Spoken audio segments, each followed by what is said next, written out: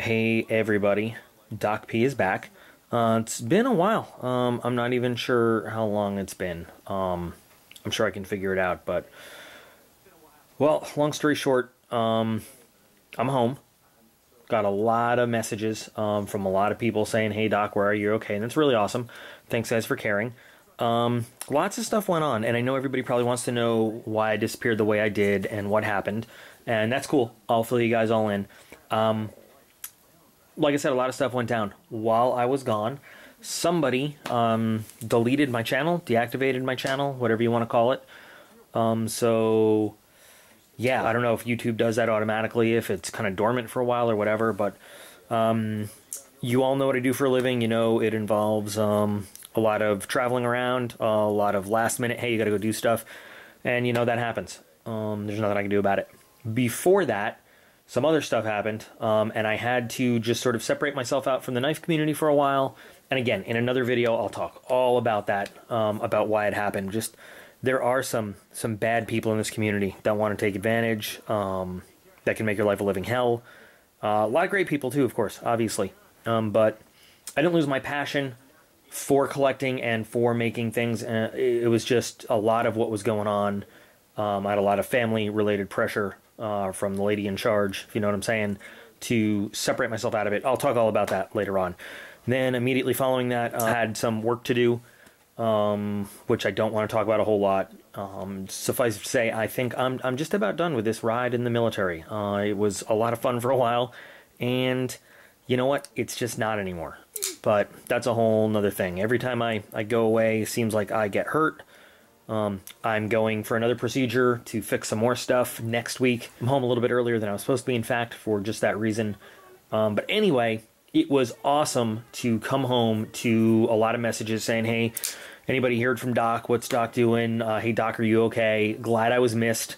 That was really awesome. Now, another contributing factor to all this is that I had intended to post one more video before I left stating that I was going for a while, and it never got uploaded.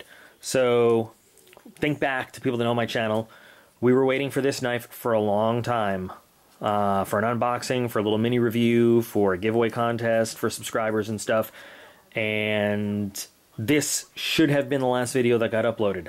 And I guess it didn't. I don't really honestly remember what happened. And in that video, I would have said, hey guys, I gotta go for a while, but I'll be back, you know, take care. I apologize that that video didn't get uploaded the way I thought it was going to.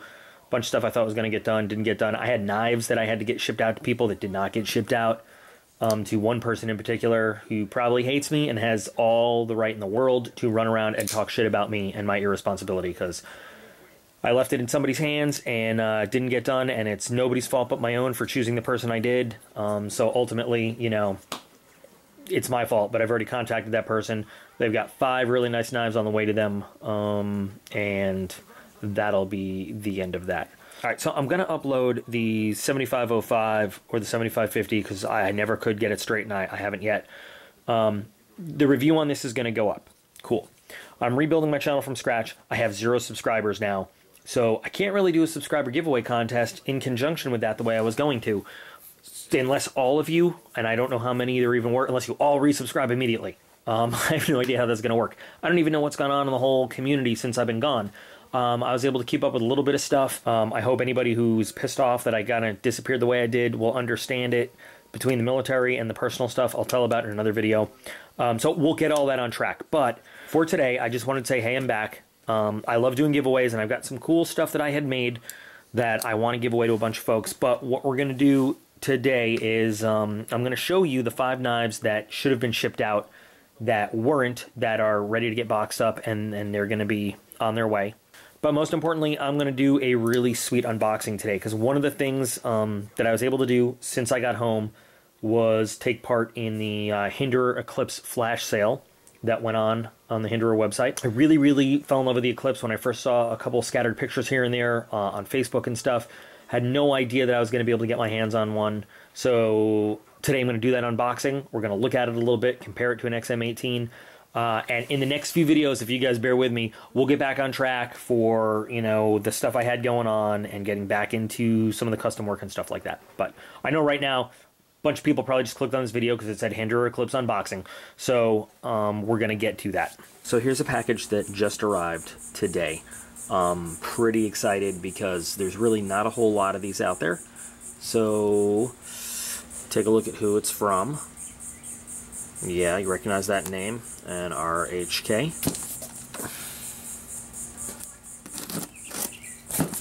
It's pretty cool that I'm using a Hinderer to open a Hinderer.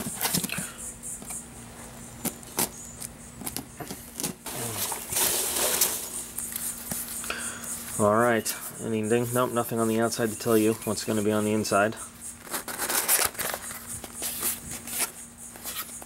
I am so excited to have this in my hand.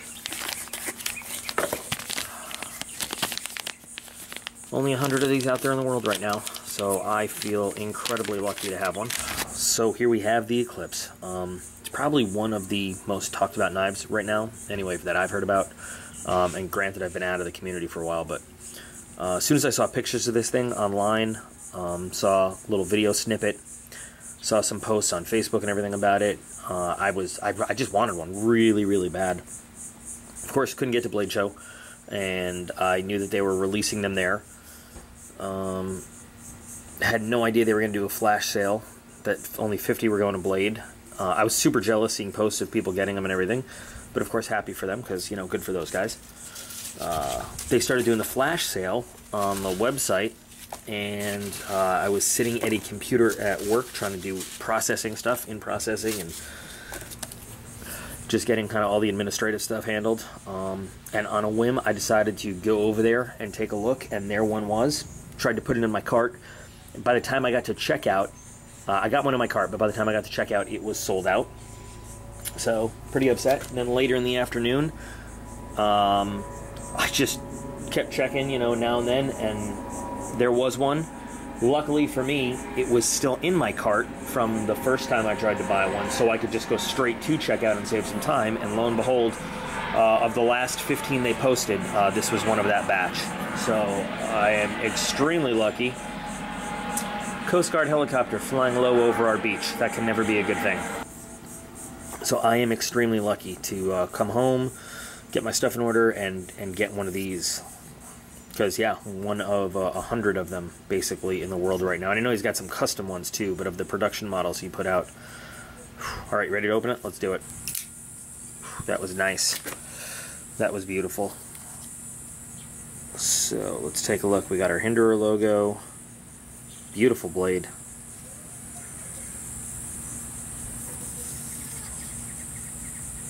Stonewash finish. I don't know if it's coming out on camera right here. A lot of the hardware looks the same for the XM18 3.5 on a clip. Looks like they'd be interchangeable right there. The screws may or may not be, because obviously, unlike the XM18, instead of having these posts that the screws go into, it looks like the spacers here are threaded and they screw directly into there. Clip screws look like they'd match. So, looks like the pivot is almost the same size. I don't know, I'd have to try it out. But point is, if you have some good accessorized stuff for your XM18s, it looks like they would also fit onto the Eklipse. It's just a side-by-side.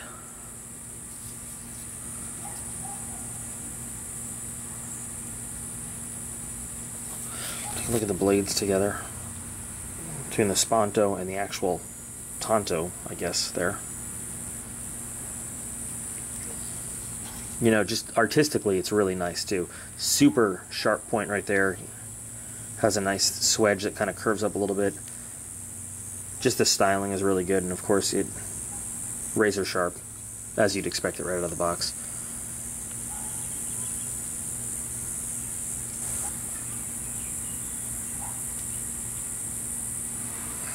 The pivots seem to be the same size as the 3.5-inch XM18. I took them out, swapped them to see if they would fit in each other, and they do. So if you're looking to customize this with any of the, you know, aftermarket anodized hardware or whatever, the 3.5-inch pivot screw does fit. However, here's a 3.5-inch, right? And now here's the screw that comes with the Eklipse. Now, just, you know, kind of outright they look the same, but if you compare them, the Eclipse screw is a lot smaller than the XM18 screw, than the 3.5 inch screw anyway. Now, I don't have a 3 inch, so I don't know if that's a 3 inch size screw, but I did try to just very lightly put this screw into the Eclipse. It doesn't fit, and this one is way too loose to fit into there. So if you want to customize the handle screws there, you're going to have to either check out if the 3 inch screws that you can get anodized fit that, or just kind of do a home anode job on the stove or with a blowtorch, or have somebody customize it for you. So overall, first impressions, this is a super comfortable knife. I really, really like the feel of it. It feels slightly, I might be making this up, slightly lighter than the 3.5 inch. And we're going to compare it to the slicer right now because I left my Sponto outside. I don't feel like going to get it. Slightly lighter. But in terms of construction, I mean, small differences in design, but same old Hinderer toughness, titanium all over the place. Everything fits perfectly, everything moves smoothly, everything's great. I do like the design of the lock here. Just sort of catches your thumb perfect. But this, not there's anything wrong with this one, feels perfect. I mean, perfect. I absolutely am in love with this knife. Blade is a little bit chunkier, you'll notice, than the 3.5. I wish I had an XM24 to compare it to. It's still on my wish list. I wish I had a 3 inch to compare it to as well, just so I could definitely measure out some of the components, see if they match up. Smooth, great action, feels really solid in your hand. I am absolutely in love with this, and I feel like I'm one of the luckiest people in the world. Sitting there feeling sorry for myself. I'm in pain. I'm hurt. I hate my job. I hate having to leave and go away and do all this stuff. The higher power, whatever you want to call it, reminded me that, you know, good things happen. So never imagined I'd actually get my hands on one of these anytime soon.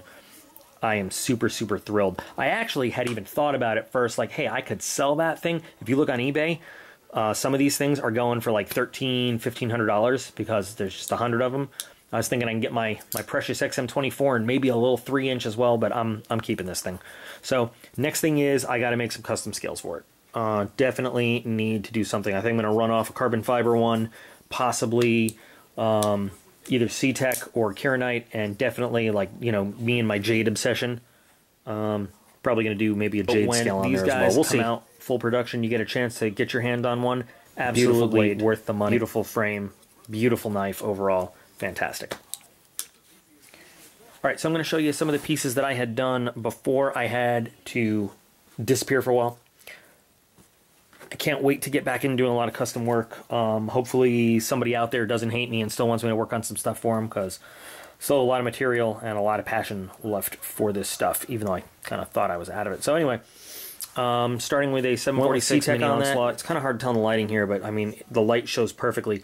I didn't like spit shine this perfectly because I wanted it to look a little bit not super reflective. I wanted the metal to catch your eye, not the c-tek, and I didn't want it to look polished like, you know, a shiny stone. I wanted it to have kind of a look of toughness and a little bit of grippiness to it, and I think, you know, everything's accomplished with this the way it is. So it's yellow c-tek, toxic green backspacer.